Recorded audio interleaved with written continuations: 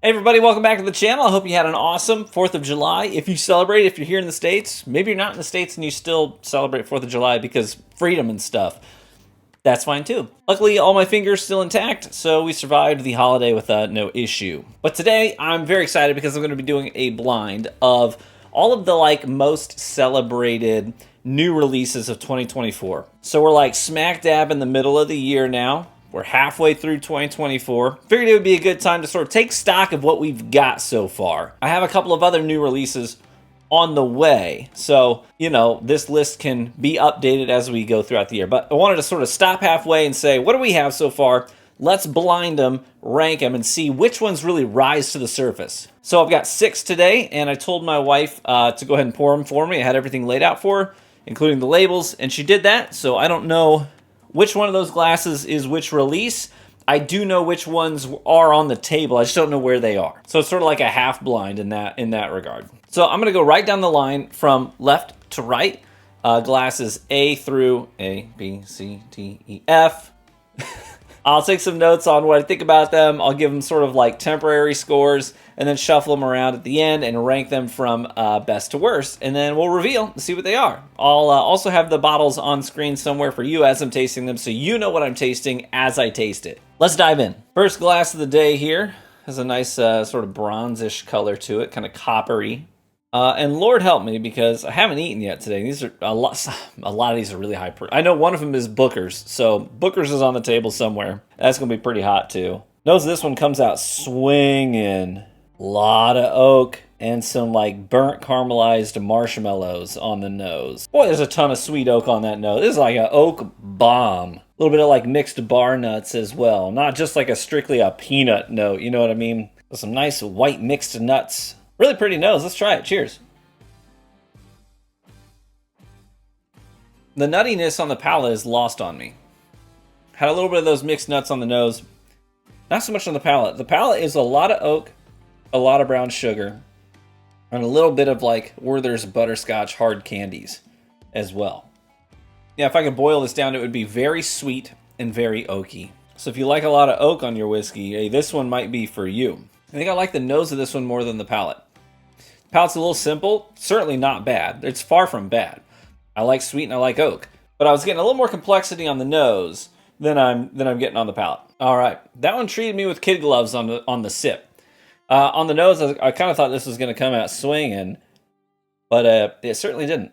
Let's move on to glass B. Glass B here is extremely dark in color. A nice creme brulee sort of a note on the nose.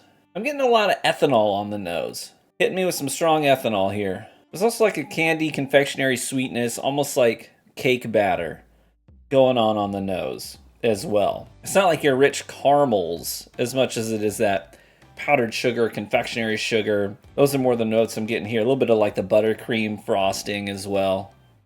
Let's try it. On the palate, it's a lot fruitier than I was getting on the nose. Like apple pie. I'm still thinking bakery notes here. Got some apple pie in there. You got that flaky pastry dough that's sort of savory alongside the sweet of the fruit. Yeah, that's pretty good. It's a lot more complex than the first sip because I'm getting some different layers here. It's not just oak and sweet. In fact, oak is there, but it's not very prominent. I feel like this is most likely, I want to say a finished product because I'm getting a lot of fruit on it. And knowing the list of things that are on the table, I have a pretty good guess as to what this might be. But trying to keep that out of my mind, just go off of how it tastes alone. I do like this more than the first sip because I feel like it's just got more character to it, more defining features. The first one was pretty good, but it was also fairly forgettable. This one has a palate to it that is certainly memorable. It leaves an impression. But if you wanted more traditional bourbon notes, the first glass had more of that. This is more of an experience, but it's an experience that I'm definitely enjoying. All right, let's move on to glass C. This is totally different. This is creme brulee, like vanilla bean pudding with that caramelized sugar on top of it. That's a sort of fresh and crisp quality alongside that sweetness as well. The nose makes me think of old-timey candy. Think rock candies. Remember those rock candies on a stick? They were in all the museums and the zoos when we were kids, and we'd beg our parents to go to the gift shop, and they'd be there, all bright and colorful. This reminds me of that. Not a ton of oak on the nose, but a fair amount of heat. Just alcohol heat. but it's extremely sweet on the nose. Let's try it. Cheers.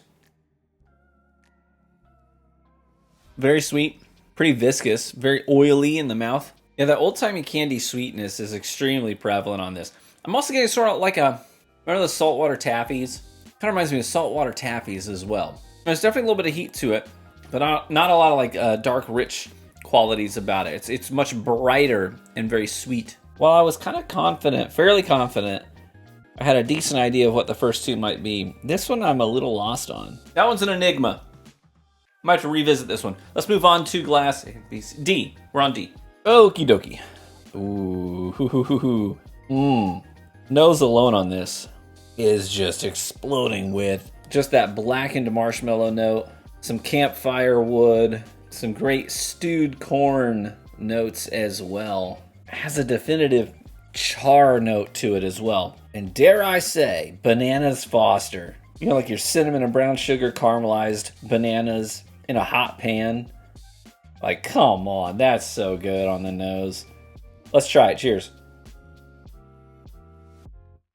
Good glory, dude. First sip alone, I'm like, holy cow. These other bottles do not belong on the same table as this. I mean, I may amend that as we finish the blind and revisit some things, but on the initial first pass, Glass D here is just exploding with flavor. Those bananas, those caramels, those cinnamons. There's a ton of oak in here as well. It's sweet, but it's offset by some nice spiciness as well. Those cinnamon notes that we were getting that kind of accompany the bananas Foster's note, that's there. And that kind of helps to offset the sweetness with a little bit of punch, a little bit of spice, but the oak is there as well so that it doesn't get overbearingly sweet. My lord. I would let this do unspeakable things to me. Unspeakable. I could sit here and just drink this whole pour right now. But I can't do that because I've got a couple more to go through. And like I said, I haven't eaten today. But I would like to just sit with this for a bit. If it was up to me, that's exactly what I would do. But I can't do that. Let's move on to glass E. Do you smell like anything? Do you have... I feel like that last pour was just so big and bold in all the right ways that I'm... It's like muting this one. What? I don't even... Am I getting anything at all? Let me kind of come back and equalize a bit. Okay, there we go. We're coming back down a little bit off of the high that was glass D. Okay, glass E here. Macadamia nuts come to mind. Like white chocolate and macadamia nut cookies. Like you get that sweet dough you get off a fresh baked gooey cookie, but I'm getting some white chocolate and some macadamia nut, those slivered nuts. Yeah, that's pretty nice. I like that a lot on the nose, actually. Now that I'm coming down off of glass D, this is very sweet. Yeah, I even think of peanut brittle as well. Let's try it. Cheers. Well, that's definitely got the proof. No doubt about that. But yeah, it's very sweet and nutty. I think that macadamia white chocolate cookie note is spot on for how this tastes. And I have shared that tasting note on one of these before when I did the review of it. So unless my palate is all out of whack, I'm pretty sure the nutty sugary cookie note is a dead giveaway for what this is. I'm going to try not to think about that because I don't want to score these things based on what I know they are. But it's also hard not to be like, oh, I think I know what that is. You know what I mean? Yeah, it's just a white chocolate macadamia nut cookie that'll get you buzzed. Yeah, it's a white chocolate macadamia nut cookie that'll get you buzzed. That's what it is. It's that simple. As it sits there, though, just a little bit of oak. Man, I even think of like ginger snaps. As it's sitting there on the finish. That's not a note that I attributed to what I think this is when I reviewed it. But I wonder if I didn't just let that finish sit and ride out for a long time. The more it rides out, the more oak comes forward and like these sweet candied slices of ginger root. And I love ginger root. I'm a sucker for ginger in just about anything, whether it's a cocktail, a dessert, a savory dish. Yeah, that's great. I like that. Whatever this is, when I reviewed it, I missed that ginger note the first time around. And I'm getting it very big, very bold on the finish the more I let it sit and just kind of ride out right here in the back of my palate. All right, cool. Let's move on to the last one, shall we? This one's very light in color, comparatively. Nose is giving me some, like, bright yellow fruit notes. Like a little bit of apricot in there. Makes me think of well-aged rye. But it's also very sweet. alongside of it. Nose makes me think of pine trees, but it's also sweet. It's not just all rye up in your grill. There's a sweet vanilla bean note to this as well that I'm really liking. Not a lot of like baking spices, no cinnamons and nutmegs. It's definitely more along the vanilla bean side of things. I think of fresh scooped ice cream, a bit of a white chocolatey note to it as well. No bitter chocolates, no dark chocolates, no milk chocolates, and maybe even whipped cream. Great nose, let's try it. Cheers. There's a little bit of a rye spicy note to it, but it is definitely sweet. There's like this crisp freshness to it. It reminds me of when we go up north. I don't know why, but when we go up to northern Michigan, we spend time, on the lakes. There's like Silver Lake. We go up to Silver Lake, which is just inland from the Great Lake, from Lake Michigan, and separated by these beautiful sand dunes, huge sand dunes in between Lake Michigan and Silver Lake. We like to camp right there in the lake, go swimming in the lake because it's so crisp and clean and fresh. And then you can hike over the dunes, go to Lake Michigan, do dune rides with like dune buggies, or my father-in-law has a truck, or quads, dirt bikes, whatever it may be. We have a lot of fun up there. But this just takes me there. It takes me to off the grid with crisp, clean water. I'm not talking about that briny ocean water. No, those crisp, clean lake water vibes. It's also sweet and kind of homey in that regard too. I know those aren't like things you can taste. They're things that you can feel. This to me has a right at home feel while also being off the grid. It's cozy, but it's remote. It's crisp and it's clean, but it's sweet and it's comforting. Whatever that is, I like it. Now I have the hard task of ranking these. So I'm going to have to hit a couple of these again and see where they're going to fall. Okay. Here's what I'm going to do. I'm going to rank these from worst to best for you. I've written down my scores and how I feel about them. And I sort of revisited some of these that were a little bit questionable to me and came up to a final conclusion about how I'm going to rank them. So I'm going to rank them from worst to best. And then I'm actually going to guess as to what 3 of these are. I think I know what 3 of these are. And then the other 3, I'm just going to leave them alone. Because who really cares? It's a blind. Doesn't really matter if I know what they are or not at the end of it. But here's what we're going to do. First thing, rank them worst to best. So in dead last place today, and this is a blind. I could have reviewed this thing very highly. But for me today, last place of these 6 pours was Glass C. So the third one that we tasted today, Glass C. We said this one had rock candy notes. It was sweet, maybe a little bit of honey in there. It was kind of crisp. And that one took dead last place in 6th place. It's not that I thought it was bad. I just thought it was unremarkable. I don't know. So last place, Glass C. 5th place is going to be Glass A. This one had a similar problem where it wasn't bad. I did not dislike this sip. I thought it was had a lot of oak and it had a lot of sweetness. But I thought the palate was sort of forgettable, moderately weak. The nose was better than the palate. We got some things on the nose that just didn't deliver on the palate in the way that I really wish they would have. But it was tasty, it was sweet, and it was oaky. And then in 4th place of these 6 pours tonight, 4th place is going to go to, this is what's tough though, because I'm going to be honest with you, my top 4 of this blind, I actually liked all of these quite a bit. So even though this one's going to take 4th place, I think it is really good. I would gladly spend $90 on whatever Glass F was. That's what took my 4th place. So 4th place goes to Glass F. I really liked it. I thought this was a $90 pour, $90 bottle, not a $90 pour. $90 bottle.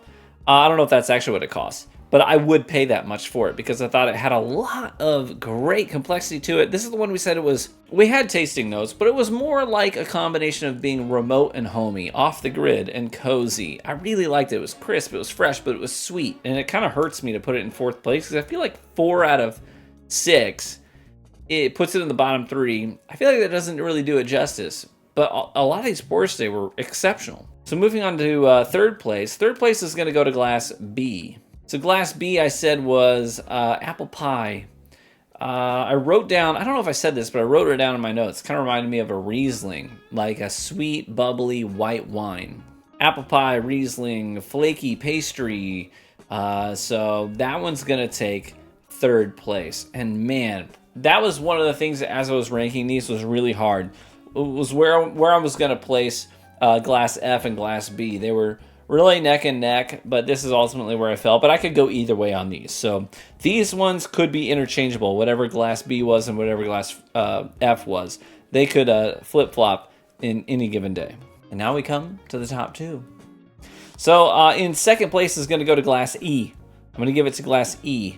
This was the fifth one we tasted. This is the one that I said I got white chocolate macadamia nut cookie dough ginger snaps, ginger ale on the finish, that long drawn out finish. I felt like the more I sat with that one, the better it got. And that one's going to take second place for me. But first place, and frankly, it's not close. Like, it really isn't close. None of these were particularly bad, but this one was so exceptional that it just felt like it didn't belong on the same table as these other pours because it was so head and shoulders above them. So first place is going to go to glass D. We said bananas, cinnamon, char, oak.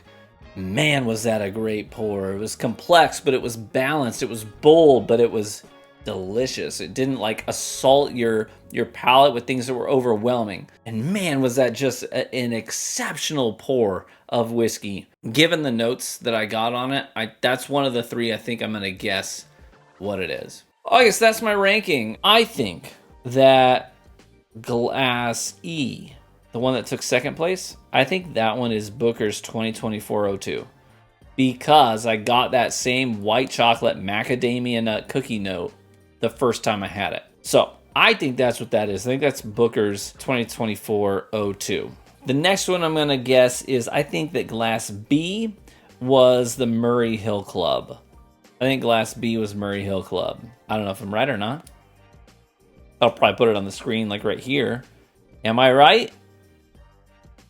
There you go. Now you know the answer. And then I do think that I'm going to guess what my first place was just because it was so unabashedly, assertive about its tasting notes. I think glass D, our first place pour tonight. I think that was Jack Daniel's 12-year batch 2. That Bananas Foster's note is something I always get on that pour. So, and that's right here, right next to my dome, my noggin, right there. I'm going to be honest with you guys. I think that Jack Daniel's has become one of my favorite distilleries. It's just that simple. I think they're one of my favorite distilleries. I think that the stuff that they put out there that is not their bottom shelf offerings, I mean, even just the JD Bonded, the what is it, like $40 bottle? $40 bottle? $35 bottle? But the JD Bonded, super sippable. But then you climb the totem pole up to their special releases, like their limited release twice barreled rye. That one right there. And the 12-year and the 10-year, which I don't have on my shelf. I don't know why I pointed at the Elijah Craig. I just was like, I'm going down the line. But that's not what that is. But even the 10-year, exceptional. If you can find them at MSRP. I was at a local store recently. I actually crossed them off my list for places to visit. So if you're in the West Michigan area, I no longer recommend that you go and buy whiskey from Sammy's Barrel House. Just don't do it. They're on the southwest side of Grand Rapids. They used to be really fair about their pricing, but I don't know what changed. But something changed. They just started jacking prices up 200 to 300, 400% of what MSRP is. Because, I don't know, I think they just kind of caught on that West Michigan is often the last place to receive certain bottles on these distributor routes. So because of that, a lot of times you get customers that are a little more desperate to get something. They've been watching YouTube videos, they've been looking at reviews, and they keep hearing about how great this bottle is. And then they finally get it in stock. And now you're desperate because you've heard so many people talk about how good that bottle is. They're assuming you're willing to pay an exceptional markup on it. And me and a lot of the guys in the Grand Rapids bourbon community on Facebook we've talked about it openly. We're like, listen, we don't go there anymore because they are price gouging like crazy. So yeah, while that took first place tonight because it is so freaking good, I even have my lines that I won't cross. All right, shall we reveal what these were? Let's do it. We'll start with my last place. Okay. Glass C. That does not surprise me. Green River, full proof. That's interesting though, because I have seen so many people, I don't know, maybe it's just me, but I've seen so many people just singing the praises of this bottle. Sorry, I'm multitasking here. I'm writing down what the reveals were. because I'm a very forgetful person, so I need to write them down. But yeah, so a lot of people have been really high on this bottle, and I really liked Green River's rye. I really did. But the full proof, while a lot of people have been giving it rave reviews, I just find it to be a really boring whiskey. It's like a $50 bottle, and it's at full proof. It's bourbon. It's owned by Bardstown Bourbon Company. But there's not a single day of my life where I would ever take the full proof. Let me just grab it. Like I was saying, there's not a single day where I will take this for $50 over this for $50. This is also $50 MSRP. And this is Bardstown Bourbon Company, owned by the same people, right? Bardstown owns Green River now. This is not as high proof. It's not a full proof bourbon. It's 100 proof. But it is, it's bottled and bond, but it's exceptional. This one has so much more character to it. The flavor to this whiskey is delicious. It's a wheated bourbon, and it is so freaking good. I would take this over this boring bottle 10 out of 10 times. So I'm not surprised that I, in a blind, put it in dead last place today. So at least I'm consistent. Fifth place, I gave that to Glass A. Let's see what it is. Glass A. This is New Riff, 8-year. This is new this year. There it is. New Riff, 8-year. Kentucky Straight Bourbon Whiskey. And like I said, there's nothing definitively wrong with this bottle. I thought that this sip was sweet. It was oaky. It was very enjoyable to drink. And I want to say this is a $100 bottle. Is that right? $100 bottle? Let me look it up. No, I was wrong. This is a $70 bottle. $70 bottle. I would take this for $70 over the Green River at 50. Yeah, it's just that simple. So even though this has less proof to it, it's got a little more age to it. It's 100 proof. And I think that it was pretty tasty, honestly, but it was also not very inventive. So that's why it took 5th place today. So New Riff, 8-year, new bottle this year. Good. Not quite good enough when it comes to this competition today. Okay, 4th place. 4th place I gave to Glass F. This is the one I said could have easily taken 3rd place. It just depended on my mood, probably. But this is the Devil's Tower from Redwood Empire. I really like that bottle. And this is the one I said was like cozy and familiar, but it was off the grid and remote. Those were sort of the feelings that it evoked. It was more evocative than the other bottles. The other bottles were more about taste. This was more about the way it made you feel, to me. I know that might be a weird thing to say, but it's the truth. Really like that bottle. I cannot recommend Devil's Tower enough. This one, what a great bottle. Okay, now we're in the top 3. So 3rd place, I gave that to Glass B. Glass B took 3rd place. I guessed it this one, didn't I? I said this was Murray Hill Club. I was right. Murray Hill Club, right there. Boom. This bottle right here. So it's a kind of pricey bottle. I paid $200 for this. Nancy Fraley and the crew over at Joseph A. Magnuson Company. They moved recently to Holland, Michigan, by the way, and that is about a 30-minute drive from where I live. We go to Holland all the time. Well, this is a special release, blended bourbons, finished in Calvados casks. And I noted the apple pie note. Well, Calvados is a French apple liqueur, if I remember correctly. It's like an apple brandy. That's what it is. It's like a distilled apple brandy in northwestern France. I really like this bottle quite a bit, which is why it took 3rd place, because it is so peculiar. It's got a lot of character. It's very unique. It's a nice experience. You know, sometimes we drink things just because we want to feel something familiar, taste something familiar and tasty. But sometimes we drink things because we're in the mood for something a little bit offbeat, a little madcap, if you will. And Murray Hill Club is that. So it takes the things you love about bourbon, but it also takes you down some trails you're not used to walking on. It's a little bit of a deviation from the standard, but in all the right ways. And so I really appreciate this bottle, which is why it took 3rd place. And now we're down to 2. So 2nd place we gave to Glass E. This is the one I said, I think this is Booker's 2024 batch 2, the Beam Family House, Beam House Family, Beam Family House batch. That's the one. I think this took 2nd place. Let's see. Yeah, that's what it is.